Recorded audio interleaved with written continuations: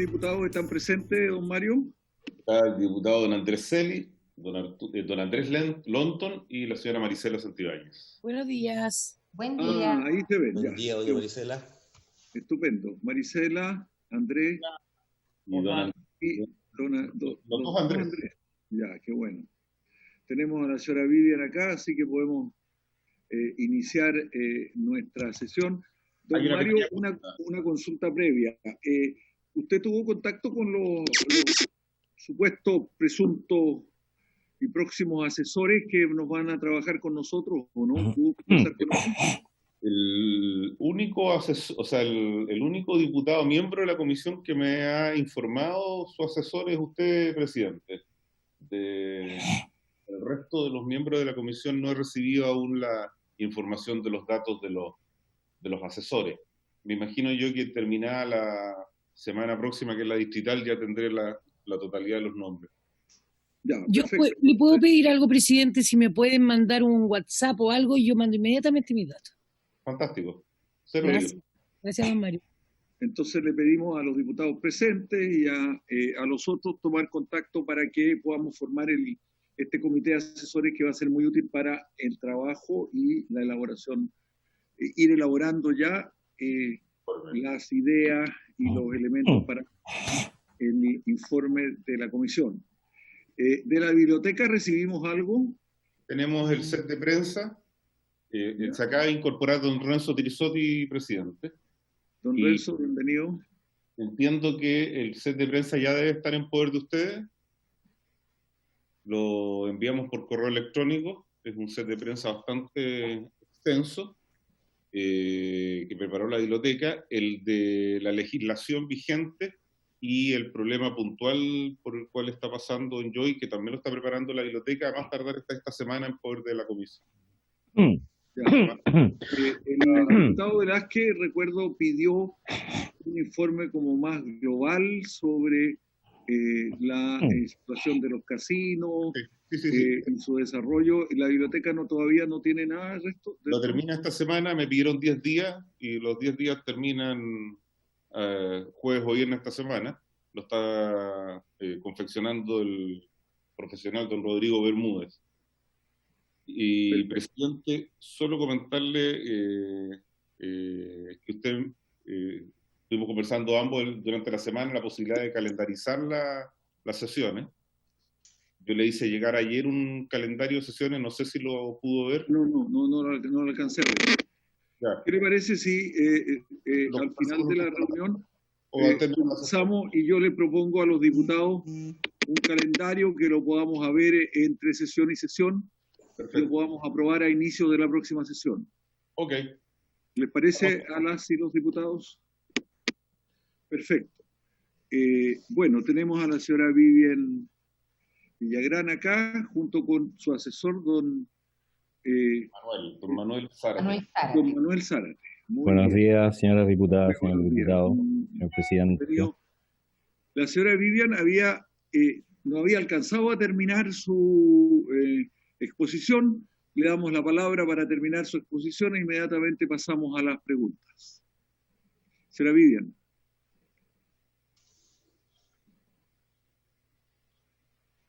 ¿Me escuchó o no? No se escuchaba, parece. Sí. Escuché. Sí, ya, perfecto. Le escuché perfecto y le decía que voy a compartir la pantalla con ustedes para terminar de presentar las láminas que quedaron pendientes en la última sesión.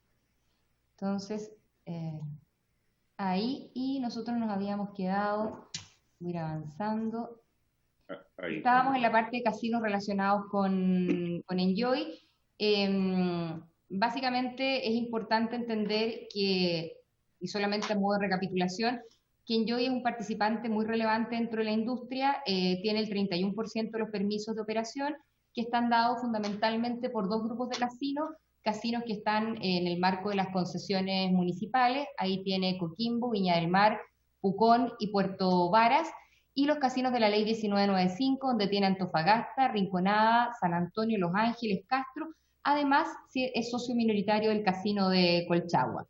Este 31% que ellos tienen a nivel de sociedades operadoras en términos de los ingresos brutos del juego, representan un 37,6%.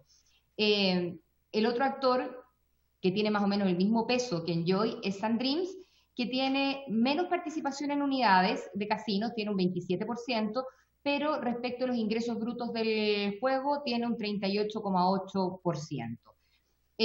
¿Cuál es la situación de la instalación de los casinos que Enjoy se adjudicó en el marco de la licitación de los casinos municipales? La que está acá, en la comuna de Coquimbo, tiene por ley que iniciar operaciones el 29 de marzo del 2021 y las obras complementarias se entregarían el 29 de diciembre de 2021. En el casino de Viña del Mar, que es el que tiene un plazo más perentorio, debería iniciar su operación el 29 de septiembre del año 2020 y la entrega de las obras complementarias el 29 de junio del 2021. Pucón y Puerto Varas tienen exactamente las mismas fechas de inicio de operación del casino 29 de junio de 2021 y la entrega de las obras complementarias el 29 de diciembre de 2021. Respecto de estos casinos que se adjudicaron un permiso de operación municipal, la superintendencia realiza un seguimiento del estado de avance de las obras y certifica fundamentalmente que los proyectos vayan avanzando de acuerdo a lo esperado. ¿Qué es lo relevante de estos permisos de operación?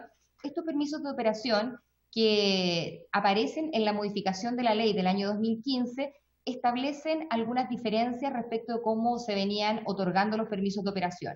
Lo primero es que para poder adjudicarse el permiso de operación tenían que presentar una oferta económica y se le entregan al mejor postor.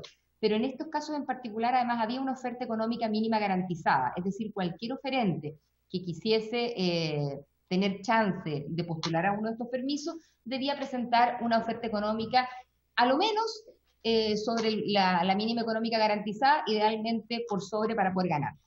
Y las ofertas económicas, al igual que la inversión, se encuentran caucionadas por garantías. En el caso de los proyectos de inversión, tenemos nosotros una boleta de garantía del 5% de la inversión, y en el caso de la oferta económica, tenemos también una boleta de garantía, o también puede ser una póliza de seguro, que equivale a 3 años de la oferta económica comprometida, ¿ya? Por lo tanto, en caso de que cualquiera de las sociedades operadoras, en este caso particular Enjoy, en el que está en una situación más compleja por el proceso de reorganización judicial, dejase de poder avanzar con estos proyectos, aplica a través de un proceso sancionatorio el cobro de estas boletas de garantía que también es importante señalar. Para poder cobrarse, uno tiene que seguir de manera rigurosa el proceso sancionatorio, se tiene que presentar respecto al resultado de esto el Consejo Resolutivo de la Superintendencia, y la sociedad operadora que está siendo objeto de este sancionatorio tiene la posibilidad de ir a tribunales si es que no está de acuerdo con el proceso seguido. Por lo tanto, si bien es cierto, están caucionadas desde un punto de vista económico y así están resguardadas, el proceso que determina cuánto de la boleta es factible cobrar puede ser un proceso relativamente largo, y eso es importante tenerlo presente. ¿Cuál es la situación del resto de los otros casinos de Enjoy, que son los que pertenecen a la ley 1995? Tiene 5 casinos, que ya los habíamos mencionado: Antofagasta, Rinconada, San Antonio, Los Ángeles y Castro, y en todos ellos se han hecho fiscalizaciones a lo largo del tiempo. Yo les alcancé a comentar la semana pasada que nosotros desde el año 2018 a la fecha se han hecho más de 150 fiscalizaciones en todos estos casinos, fiscalizaciones que se hacen sobre la base de distintos programas de fiscalización, algunos que tienen que ver con cumplimiento normativo de parte de las sociedades operadoras, otras que básicamente lo que fiscalizan es el ingreso bruto del juego para poder tener claridad sobre cuál es el pago de los impuestos, otros que ven los temas de juego responsable, y así una serie de temas que son los que la superintendencia tiene la facultad de poder fiscalizar. ¿En qué va y qué es lo que ha ocurrido con el proceso de reorganización de Enjoy? Lo primero quizás es señalar que la última modificación que tuvo la ley de la Superintendencia de Insolvencia y Reemprendimiento establece fundamentalmente 2 tipos de procesos importantes. Uno es el proceso de reorganización judicial, que es básicamente la etapa previa a que una empresa eventualmente se declare en quiebra. y justamente lo que busca son dos objetivos fundamentales. Por una parte, generar un proceso de resguardo financiero en el momento en que se inicia el proceso. Esto quiere decir, el resguardo financiero, que básicamente todos los acreedores que tiene la empresa que se acoge a este proceso no pueden cobrar sus acreencias, ¿ya? Porque la empresa está sometida a este proceso. ¿Y qué es lo que busca la reorganización judicial? Analizar la viabilidad de la empresa y tener un acuerdo con los acreedores para generar un programa de pagos distinto del que originalmente estaba previsto antes de iniciar el proceso, ¿ya? Nosotros vamos a referir algunos de los hechos, sin perjuicio de que obviamente del tema específico de la reorganización judicial, el superintendente de Insolvencia y Reemprendimiento, con quien hemos estado permanentemente coordinados, es el experto. Pero los hechos es que nosotros el día 24 de abril nos enteramos de que Enjoy presentó ante el 8º Juzgado Civil de Santiago un acuerdo para iniciar este proceso de reorganización judicial. ¿Qué es lo importante? Que quien se presenta al proceso de reorganización judicial es la matriz del grupo Enjoy, es decir, es la empresa que está aguas arriba de las sociedades operadoras que la superintendencia regula. El manejo financiero que ha tenido Enjoy hace que básicamente la mayor cantidad de deuda que tiene el grupo esté en la matriz y no se encuentra en las sociedades operadoras que son objeto de fiscalización y de otorgamiento de permisos por parte de esta superintendencia. Lo importante es que el grupo Enjoy presenta pasivos de alrededor de 480 millones de dólares y los principales acreedores de Enjoy son los tenedores de bono internacional, quienes concentran 195 millones de esta deuda, que es más o menos un 47%. Los tenedores de bono internacional están de alguna manera representados por Citigroup, que es quien hace de las veces de agente, y son bonos que están garantizados. ¿Qué quiere decir que son bonos garantizados? Que tienen de alguna manera algún tipo de bien respecto del cual estos eventuales acreedores se podrían resarcir. En el caso de los tenedores de bono internacional, hay dos propiedades de Enjoy que están de alguna manera garantizando estos bonos. Una parte tiene que ver con el Conrad, con el casino Conrad que está en Uruguay, y otra parte tiene que ver con la propiedad del casino que ellos tienen en Chiloé. Respecto al casino que está en Uruguay, el Conrad, que obviamente está completamente fuera de nuestra jurisdicción, ellos tienen garantizado no la totalidad de la propiedad, entiendo que es en torno al 70% de la propiedad. Y también tiene obviamente acreedores en el mercado local, donde hay tenedores de bono por 190 millones y bancos locales que tienen acreencias por 22 millones.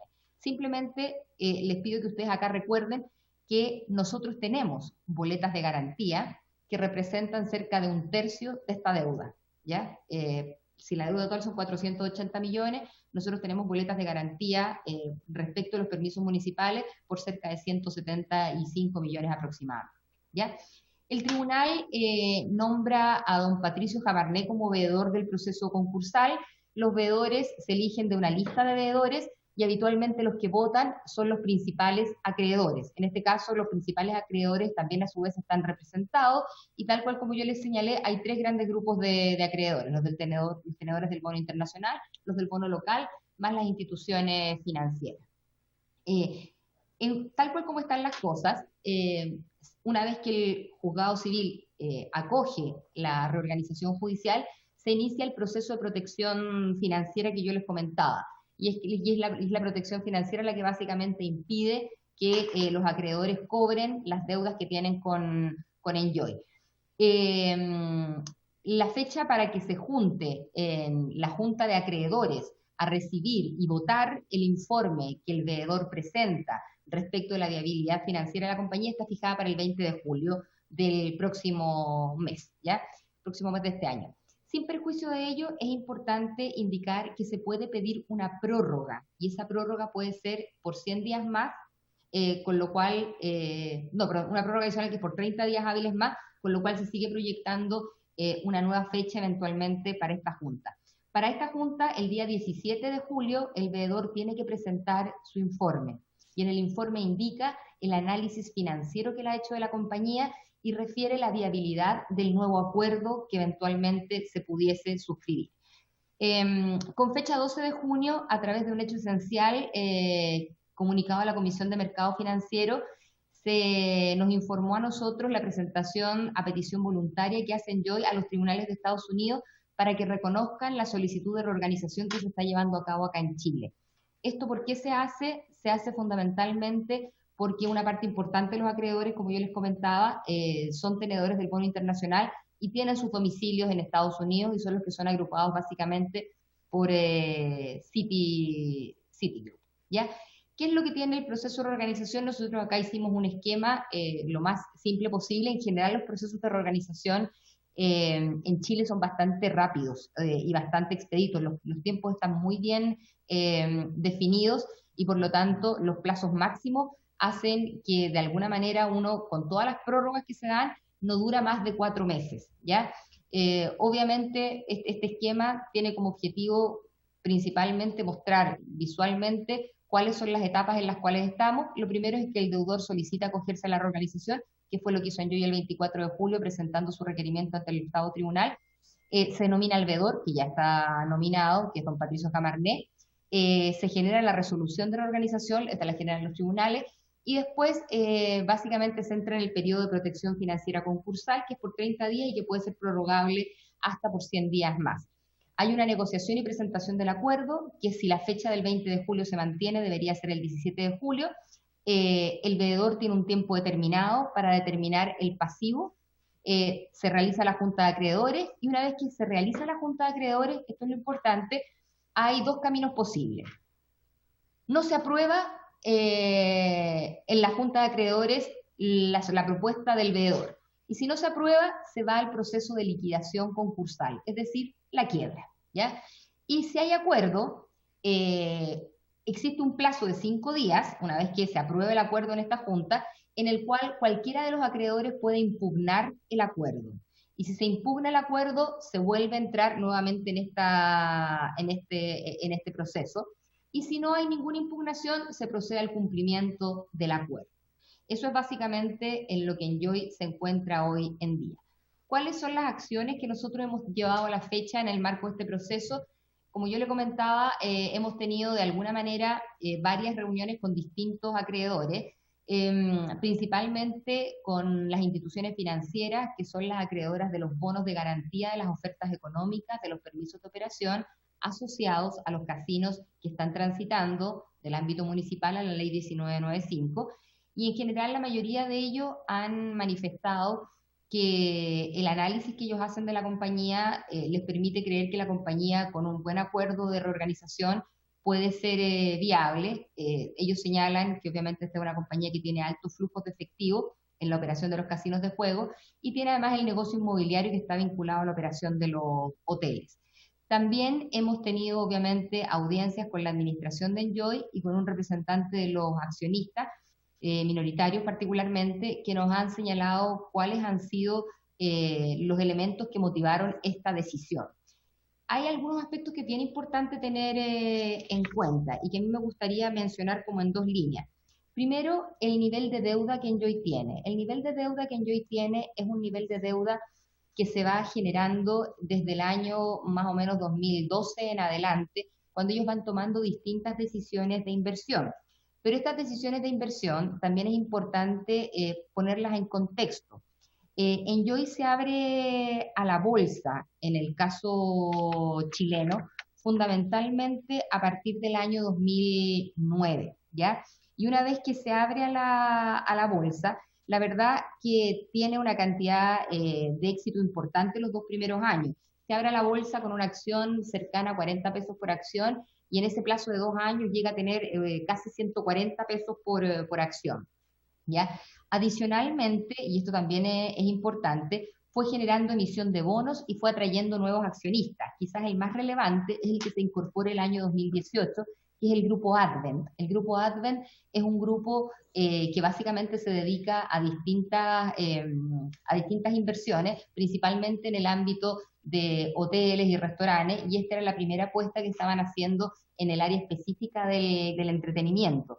Cuando ingresa Advent como nuevo accionista, compra el 34% de las acciones y se genera un incremento de capital de 184 millones de dólares. Por lo tanto, tenía una deuda alta, pero tenía una deuda que podía ir pagando. De hecho, la negociación de los covenants que ellos tenían con las distintas firmas, instituciones financieras para poder pagar esto, se habían cumplido, ¿ya? ¿Qué es lo que genera, obviamente, en esta situación de alto endeudamiento? Un problema importante, la falta de flujo respecto de los casinos, ¿ya? Y esto es una situación que no solo afecta a Enjoy, ha afectado a toda la industria. Nosotros seguimos las historias de las acciones. La acción de Enjoy obviamente ha caído de manera importante, pero también ha caído la acción de SunDreams y ha caído en general las acciones de todos los que tienen acciones en esta industria. Hay algunos actores más pequeñitos que no transan en bolsa, por lo tanto no tenemos el dato del valor de la acción. Pero sí en el caso de SunDreams, y el comportamiento es más o menos similar, obviamente con efectos distintos, porque las condiciones financieras con las cuales ellos parten también son distintas. Y respecto del análisis que la superintendencia hace al momento de otorgar los permisos de operación, nosotros hacemos un análisis básicamente donde vemos el origen y suficiencia de fondos.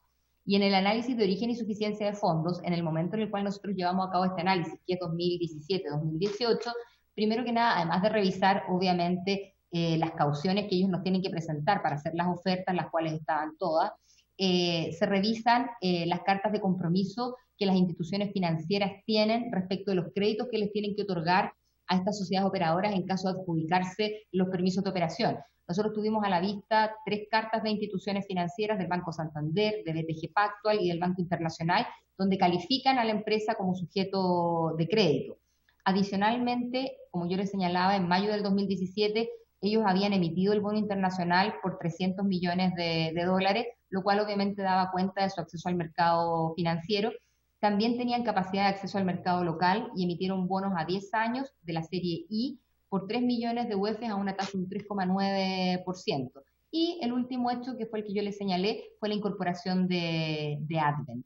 Por lo tanto, era una compañía que contaba con los recursos para poder hacerse cargo de estos permisos de operación. La situación por la que está pasando la industria es una situación muy compleja, no solo a nivel nacional. Nosotros estamos siguiendo atentamente el resto de las jurisdicciones y viendo qué es lo que pasa en cada una de ellas. Y hay 2 situaciones que a lo menos a mí me parece importante comentar. Esta es una industria, como yo les señalaba la sesión anterior, que tiene un alto pago de impuestos. Tributa en torno a un 38% de impuestos. 20% de los ingresos brutos del juego, que son los que van a los municipios y a los gobiernos regionales, el 19% del IVA, más 0,07 UTM, que son las entradas al casino. Adicionalmente a este pago importante de impuestos, obviamente es una industria de flujo, o sea, funciona en la medida en que va teniendo clientes.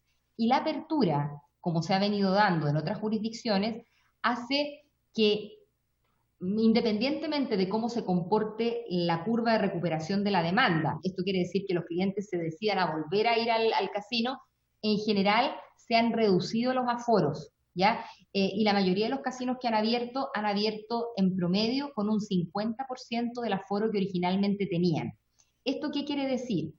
Si nosotros hacemos un supuesto y nos imaginamos que eventualmente la demanda se recupera, y supongamos que no se recupera al 100% de lo que había antes de la pandemia, que se recupera un 75%, la verdad que los que van a poder ingresar a los casinos, dependiendo de las medidas sanitarias que finalmente la autoridad decida adoptar, el aforo se va a ver disminuido. Entonces también es importante prever que en un mediano plazo los ingresos que los casinos le aportan al erario del fisco se van a ver disminuidos, y se van a ver disminuidos hasta que las condiciones adquieran una situación de recuperación económica similar a la que había hasta antes de la pandemia. Y en esto lo que nosotros hemos estado viendo, que los distintos economistas han señalado, tenemos plazos que oscilan entre 4 y 6 años para recuperar esa curva. Por lo tanto, nosotros podríamos prever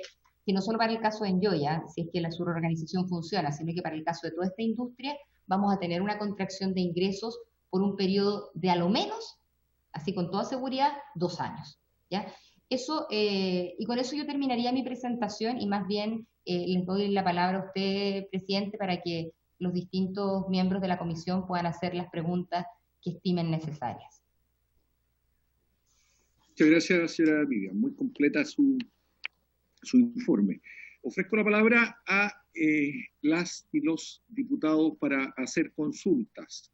Si les parece, acumulamos de 2 en 2 diputados para que respondan a las consultas, después otros 2. ¿Cuántos diputados tenemos? 2, 4, 3 diputados, y después 3 diputados hagamos la consulta para no acumular tantas, de tal manera que puedan hacerse bien las respuestas. No muy extensas, por favor, las preguntas para que la señora Vivian pueda contestar y especialmente puedan participar los 3 grupos de diputados, los 2 grupos de diputados. Presidente, el diputado Celis está pidiendo la palabra. Celis, ¿y quién más en el primer grupo? Solamente el diputado señor Celis en este momento. Bien, diputado Celis. Tiene que activar su micrófono el diputado Celis. Ahí sí. Bueno, gracias a la superintendenta, a los funcionarios de la Cámara, diputados, diputadas, y la tengo por escrito para que el presidente no me rete por su intermedio. Así que cualquier cosa la puedo enviar. Muy bien, seré indulgente, diputado. Textualmente como la escribí. Señora o señorita superintendenta, a ver, la Subsecretaría de Hacienda anunció un proyecto de ley para prórroga de 1 año de las licencias, las inversiones obligadas en el proceso en marcha y una sobretasa del 5%. Lo que yo pude ver por el diario. La pregunta es la siguiente. 1 año es muy poco tiempo si el proyecto no es solo un salvataje para Enjoy, y esa sobretasa puede ser inconstitucional, más aún porque las materias de impuestos son de exclusiva iniciativa, como usted sabe, del presidente de la República, es decir, del Ejecutivo. La pregunta es, ¿la superintendencia suspenderá su proceso de licencias? Esa es una pregunta, digamos. Y la otra, son 2.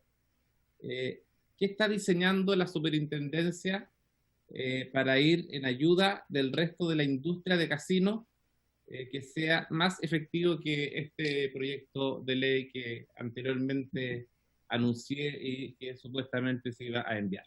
Eso, presidente, gracias.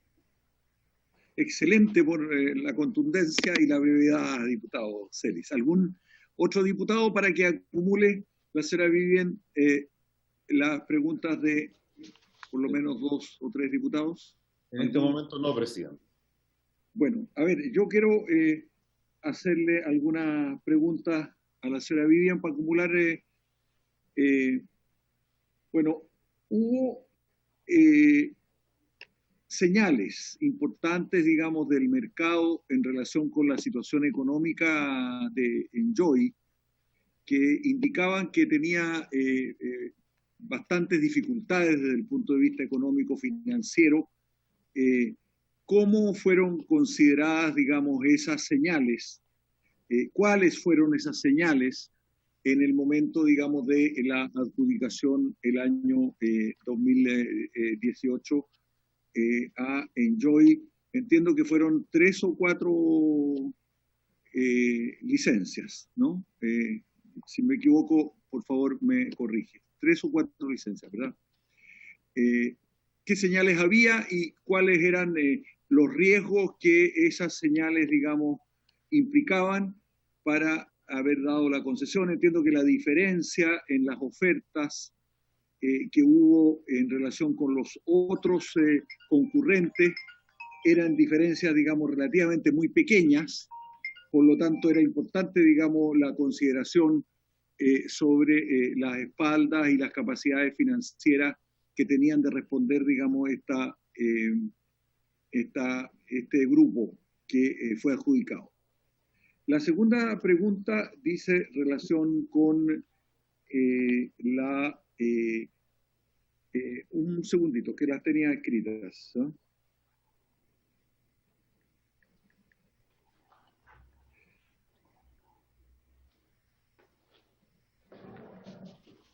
La Superintendencia de Casinos recibió a Enjoy y a varios representantes en varias oportunidades. La pregunta entonces es si Enjoy o sus representantes les explicitaron a ustedes antes del 18 de octubre, durante el periodo del estallido social, si ellos tenían alguna, si estaban visualizando que podrían presentar una reorganización. Una tercera pregunta en relación con esto es si las acciones de fiscalización sobre los estados financieros que la superintendencia llevó adelante sobre la industria de casinos desde el 18 de octubre en adelante dieron algún resultado. ¿Qué tipo de acciones de fiscalización se llevaron a cabo y qué resultado? La misma pregunta en relación específico con Enjoy, ¿no? Uno en primer lugar en relación con la industria de casinos en general y la otra en relación con Enjoy. Si pudiera explicarle también a la comisión las conversaciones que la superintendencia tuvo con el Ministerio de Hacienda o la subsecretaría del ramo sobre el estado financiero y patrimonial de Enjoy antes del 18 de octubre y después de esa fecha. Entiendo que también hubo minutas que se compartieron con Hacienda sobre la situación de Enjoy e industria de casinos. Si esas minutas están disponibles y pudiéramos tener conocimiento de ellas. Respecto a los bancos acreedores y bonistas o inversionistas de Enjoy, ¿qué preocupaciones ha recibido la superintendencia de parte de los bonistas o de otros actores nacionales titulares de licencia que han manifestado, digamos, algunas observaciones en relación especialmente con la aplicación de la normativa de casinos que, digamos, habría tenido algunas observaciones. Entiendo yo que los concesionarios de otros casinos le enviaron una carta al Ministerio de Hacienda planteando algunas observaciones sobre el que se estaría aplicando retroactivamente algunas normas y sobre la interpretación especialmente de un artículo, el artículo tercero transitorio número 5 de la ley 19.995, ¿no? En que habría generado, digamos, alguna desigualdad o una consideración, digamos, no equitativa de otros operadores que están en el mercado y que habrían tenido intención de participar en las licitaciones. Hasta ahí, señorita superintendente. Perfecto.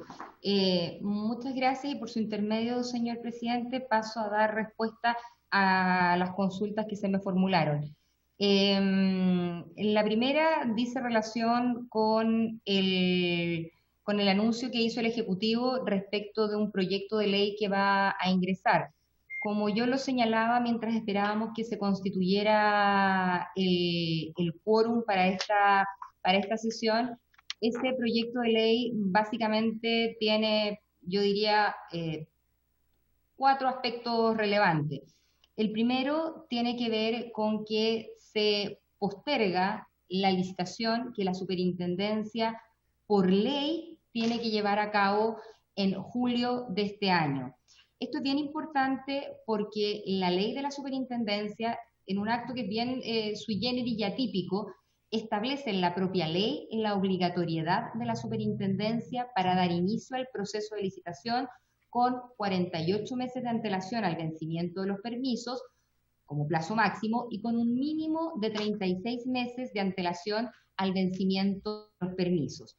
Por lo tanto, y aquí le respondo al diputado Celis, la superintendencia no tiene ningún espacio para decidir por sí misma, sin que exista un proyecto que modifique la ley, que va a cambiar el plazo de licitación.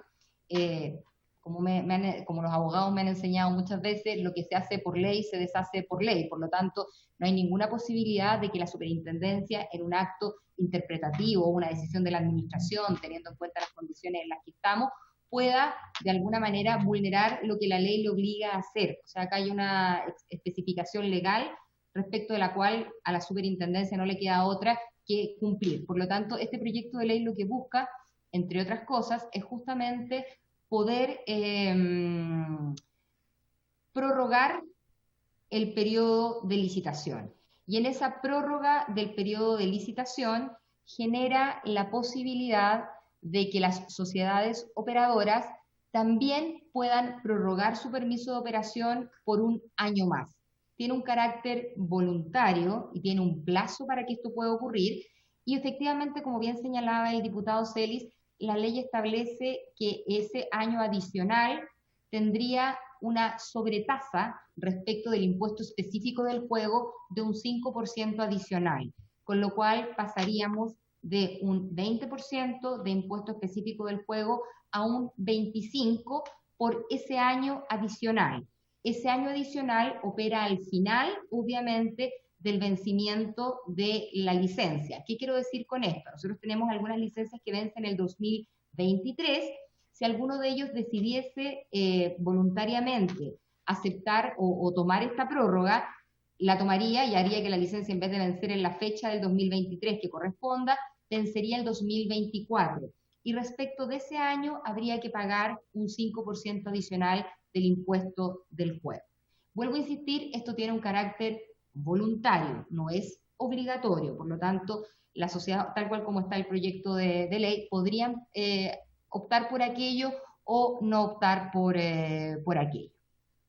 Respecto de los otros aspectos que la ley prevé que en el caso de los proyectos que fueron adjudicados en el marco del traspaso de los casinos municipales a la ley 1995, se prorroga por 6 meses el plazo máximo que la ley ya les había otorgado a cada una de estas sociedades operadoras para poder concluir con sus proyectos de inversión. Y señala que también podrán optar a 6 meses adicionales, pero esos 6 meses adicionales suponen que ellos empiecen a adelantar el pago de la oferta económica que tienen comprometida con los municipios, ¿ya? Hay un tercer aspecto que la ley señala y refiere, y dice relación con la posibilidad de permitir el juego remoto al interior de las sociedades operadoras. Esto tiene que ver fundamentalmente con tratar de permitir que una vez que los casinos entren en operación y en el marco de las medidas sanitarias que tienen que adoptar, que la gente que está en el proyecto integral pueda jugar a través de dispositivos para garantizar las distancias que tienen que haber entre un jugador y otro, y establece claramente que los pagos, ya sea para poder jugar algún juego en esta modalidad remota, que no es juego online, y los cobros se hacen siempre de manera física y presencial, ¿ya? Eso es lo otro que establece el proyecto de ley. Respecto, obviamente, de la coordinación que nosotros tenemos con Hacienda, cada uno tiene roles específicos. A nosotros como superintendencia nos cabe el rol de hacer cumplir la ley, básicamente, y obviamente es el Ejecutivo el que tiene iniciativas legales que de alguna manera pueda presentar o evaluar.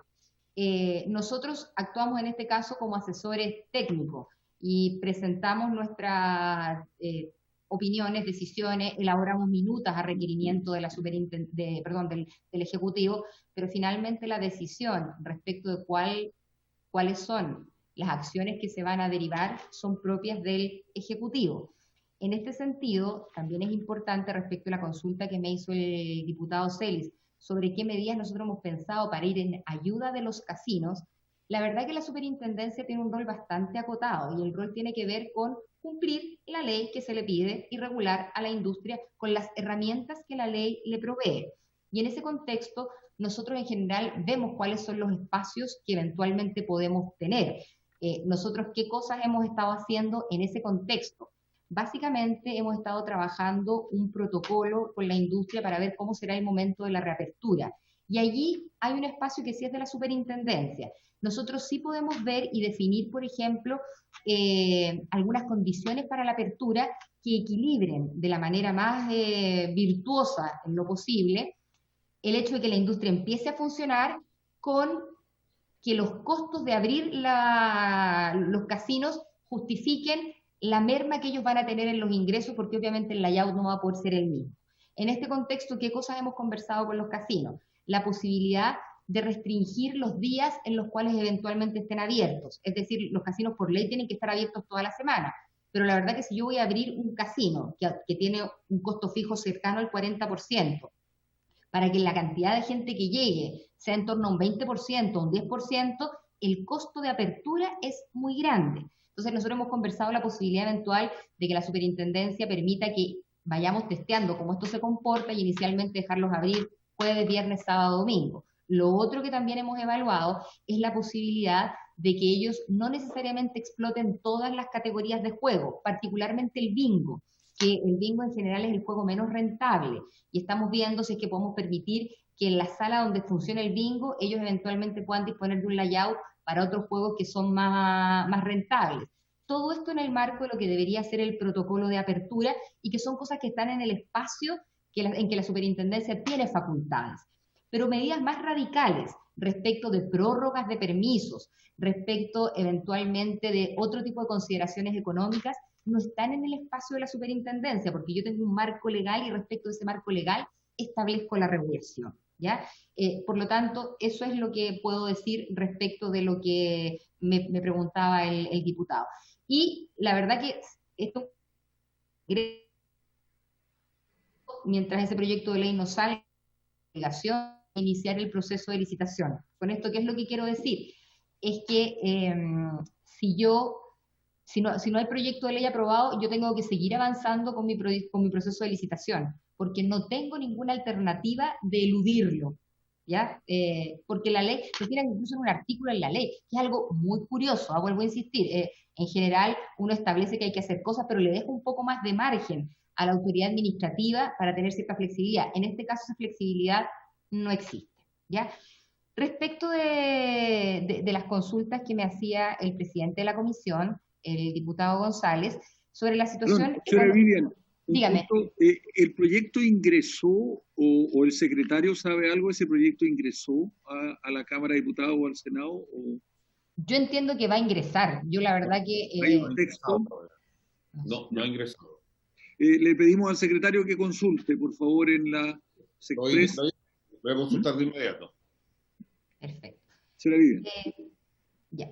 Sobre cuáles son las consideraciones que nosotros tuvimos y que hemos visto respecto a la situación económica de Enjoy.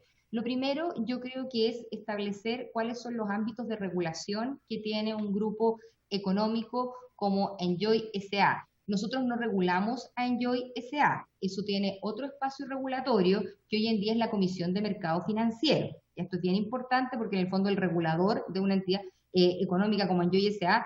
está fuera del alcance de la superintendencia. ¿Yo qué regulo? Yo regulo sociedades operadoras con un RUT específico que les permite explotar un casino de juego que el Estado le ha otorgado en una relación de carácter regulatorio a través de un acto administrativo, ¿ya? Por lo tanto, mi espacio de regulación está acotado a las sociedades operadoras específicas de casinos de juego. Respecto de esas sociedades operadoras, nosotros mensualmente, a través de una plataforma de la cual la superintendencia dispone, que se llama SIOC, que es el Sistema de Información Financiera y Contable, le pide al casino que reporte toda la información financiera y contable de este pedacito que es la sociedad operadora.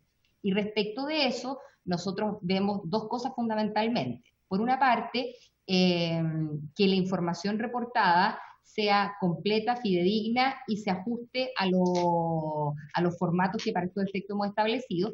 Y lo segundo es que básicamente la información allí contenida nos permita contrastar con que el impuesto que se paga sea el que corresponde, porque detrás del SIOC viene la información fundamentalmente de las distintas categorías de juego y los ingresos que han producido esas categorías de juego.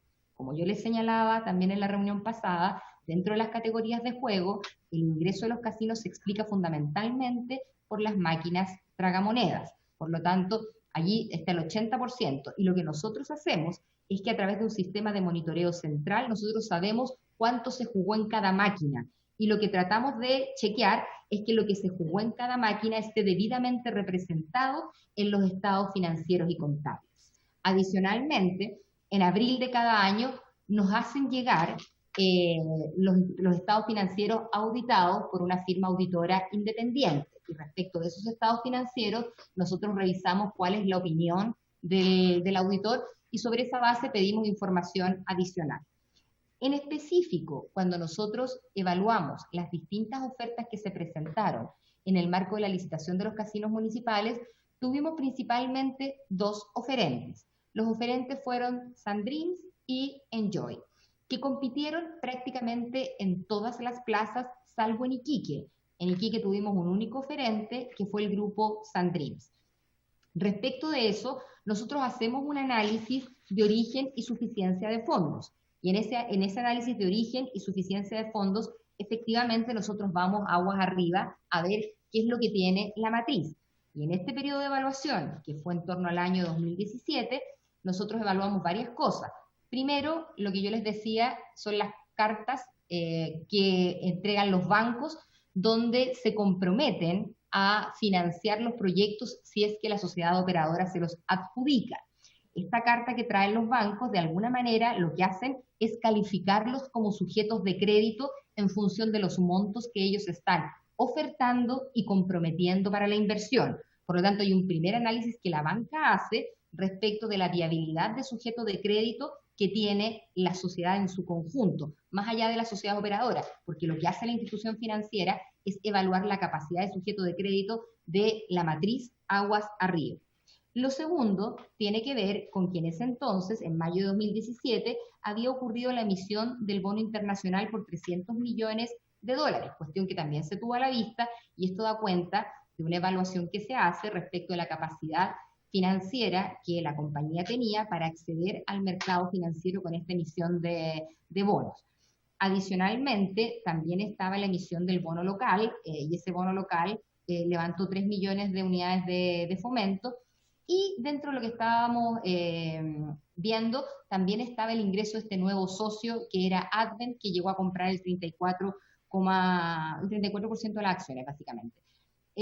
Con esto lo que quiero decir es que era una empresa que tenía un nivel de deuda, pero que lo estaba pudiendo pagar, ¿ya? O sea, tenía un nivel de deuda más alto que el resto, pero en ningún caso había ninguna alerta ni algo que nos hiciese pensar que no se iban a poder pagar. Y finalmente, y esto es lo más importante, respecto a los permisos que nosotros otorgamos, tenemos un nivel de garantías que es absolutamente inédito. Si ustedes revisan las garantías que se toman en obras públicas, por ejemplo, para cualquier proyecto, y las garantías que nosotros tomamos en este caso, las garantías fundamentalmente de la oferta económica, nosotros garantizamos 3 años de oferta económica. ¿Y por qué 3 años? Esa es la pregunta que uno se podría hacer, porque la verdad que en general las garantías económicas en el Código Civil habitualmente plantean que como máximo podría ser el duplo de lo que se presenta. Nosotros pedíamos 3 años porque en caso de que eventualmente una sociedad operadora tuviese cualquier problema, ese es el tiempo en el que uno se tarda en iniciar un proceso de licitación nuevo, adjudicarlo y que se pueda llevar a cabo el proyecto, ¿ya? Por lo tanto, hay varios seguros.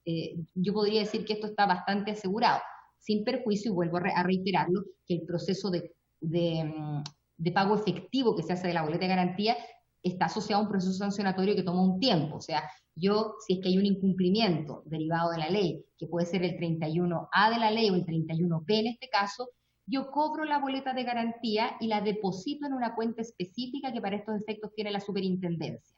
¿Y qué hago a partir de ese momento? Ya teniendo ahí la boleta de garantía, inicio el proceso sancionatorio. El proceso sancionatorio me va a generar la siguiente alternativa: revocación efectiva del permiso o no revocación, y adicionalmente me va a indicar cuánto de esa boleta de garantía es lo que yo debo cobrar de manera efectiva. Cobro esa parte y lo otro se restituye si es que es pertinente restituir. pero ya tengo la plata en una cuenta que es una cuenta de la superintendencia. ¿Ya? Entonces también ahí hay otro elemento de seguro que es relevante tener en cuenta. Si nosotros habíamos tenido de parte de Enjoy alguna noticia o alguna presentación antes del 18 de octubre sobre algún proceso de reorganización judicial, no. La verdad que nosotros nos enteramos de la reorganización judicial el 24 de abril, cuando salió en prensa. Sí, desde el momento en el cual nosotros tomamos la decisión inicial de cerrar los casinos el 18 de marzo, la superintendencia toma la decisión el 18 de marzo de cerrar los casinos después de que el 16 de marzo el país había pasado a la fase 4 de la pandemia. Y en esa primera instrucción que le da a los casinos se establece un cierre del 18 al 29 de marzo, que posteriormente se prorroga de manera indefinida en el marco de la resolución exenta del Ministerio de Salud número 200, ¿ya?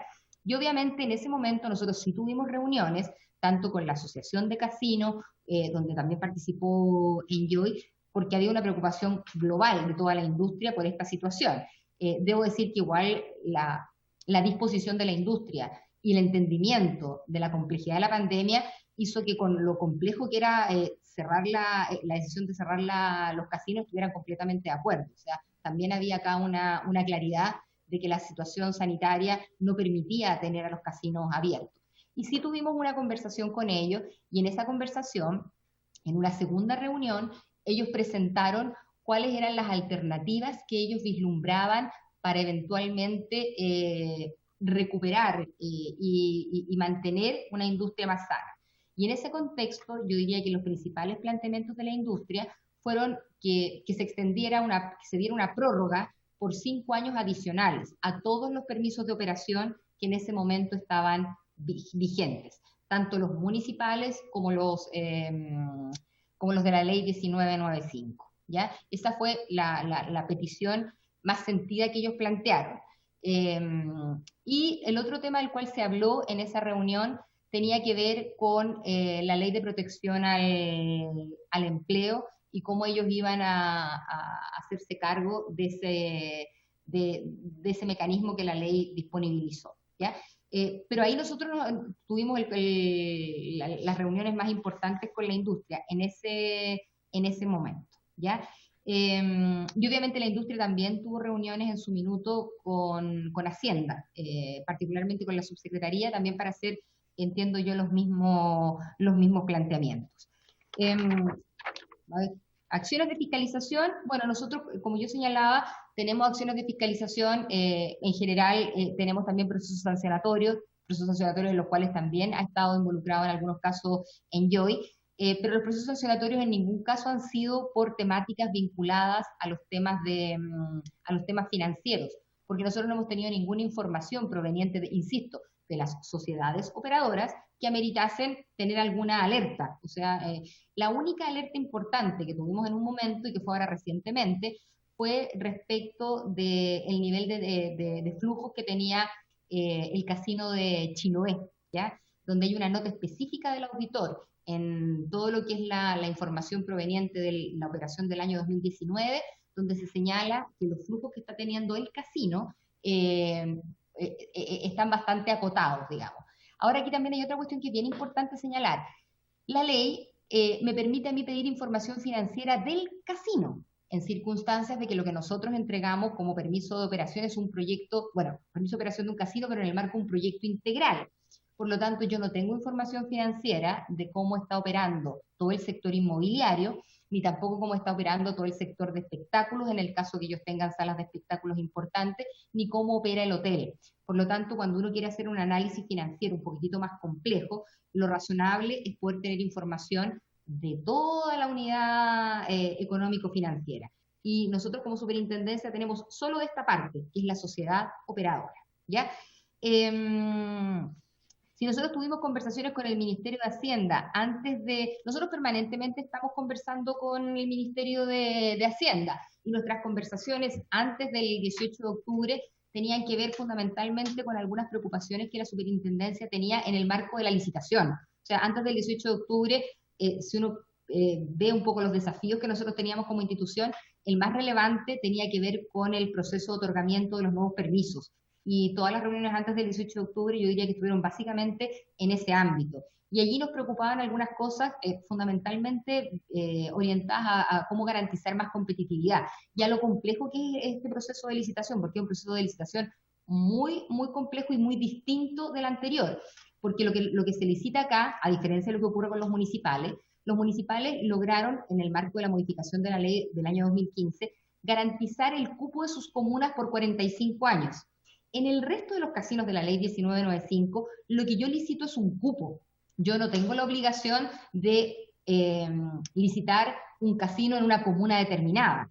Yo tengo que cumplir fundamentalmente con algunas condicionantes que puso la ley. Es decir, que tiene que haber un mínimo de un casino por región, un máximo de 3, que se excluye la región metropolitana, que un casino con otro no pueden estar a una distancia mínima de 70 kilómetros viales, ¿ya? Por lo tanto, lo que se licita acá son cupos, y eso es importante, y eso genera un proceso de licitación bien complejo. Entonces, nuestras conversaciones tenían que ver básicamente con el proceso de licitación.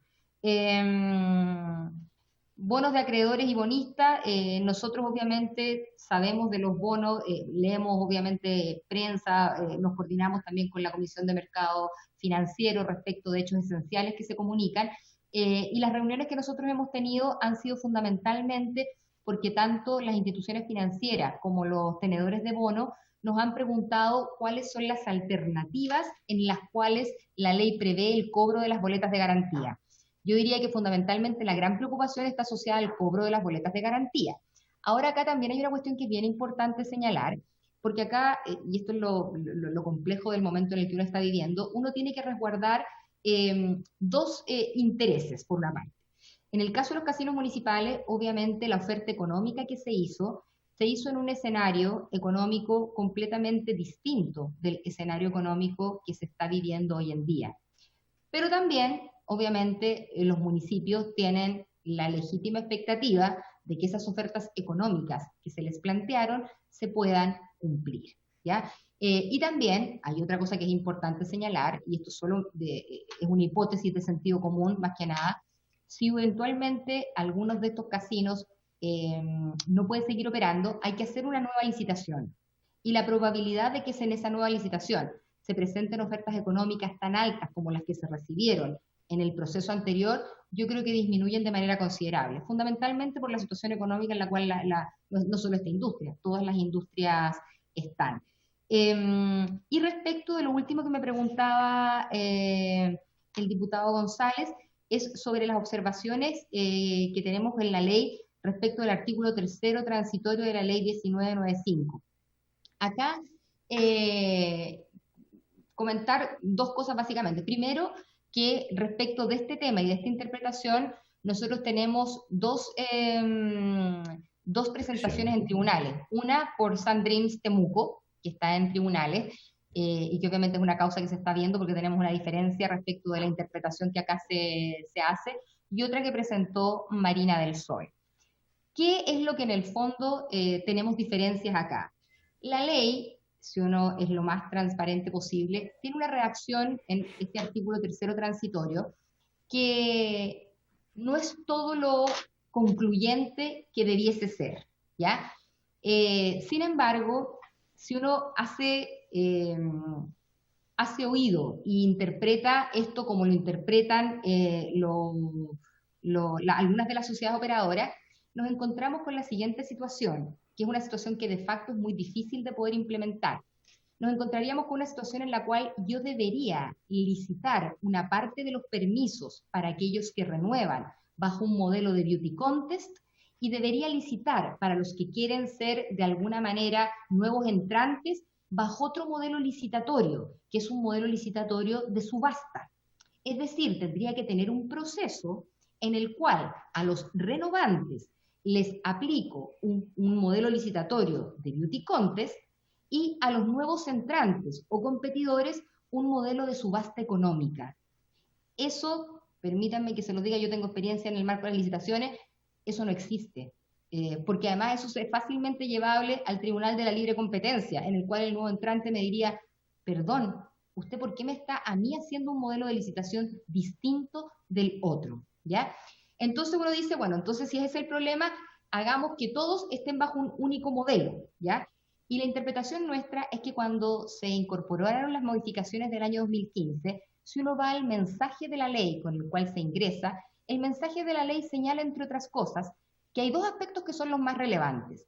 El primero, tener a toda la industria bajo un mismo marco regulatorio, y por eso es que lo que se buscaba era incorporar el traspaso de los casinos municipales a la ley 1995. Y lo segundo que destaca es que ya nos encontramos con una industria mucho más madura y por lo tanto el modelo licitatorio tiene que cambiar. Y el modelo licitatorio va a ser un modelo de subasta y oferta económica, ¿ya? Y eso es lo que señala la ley. Entonces, acá hay una diferencia, insisto, está en tribunales. Yo creo que las interpretaciones que cada uno hace son siempre legítimas dependiendo de dónde cada uno las ve, pero la interpretación de esta superintendencia es que no aplica esta interpretación que la industria hace. Y esta diferencia está siendo obviamente vista en este momento en tribunales. No aplica básicamente por las razones que yo les acabo de señalar.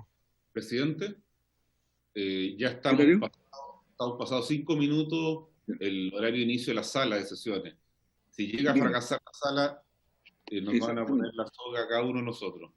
Tenemos que concluir. Si hay, no sé qué estiman los diputados, si volvemos a conversar con la superintendenta o ustedes le hacen preguntas por escrito, sin perjuicio que posteriormente la volvamos a invitar para que en relación con esas preguntas escritas podamos tener las clarificaciones necesarias, tanto el diputado Celi, si tiene que agregar preguntas, diputado Lonton, diputado Trisotti, Rocaful, la Marisela, lo pudieran hacer por escrito, la superintendenta nos contesta y podemos tener una nueva sesión ya con las respuestas dadas por escrito para clarificaciones. No sé si les parece esa metodología. ¿Ofrezco la palabra? Asienten, presidente. ¿Están de acuerdo? Perfecto. Entonces, le agradecemos mucho a Vivian su excelente exposición. La vamos a invitar de nuevo después de las preguntas cuando tengamos su respuesta y damos por concluida esta sesión habiéndose cumplido su objetivo. Agradecemos mucho a todos los diputados, al señor Zárate, a la Secretaría.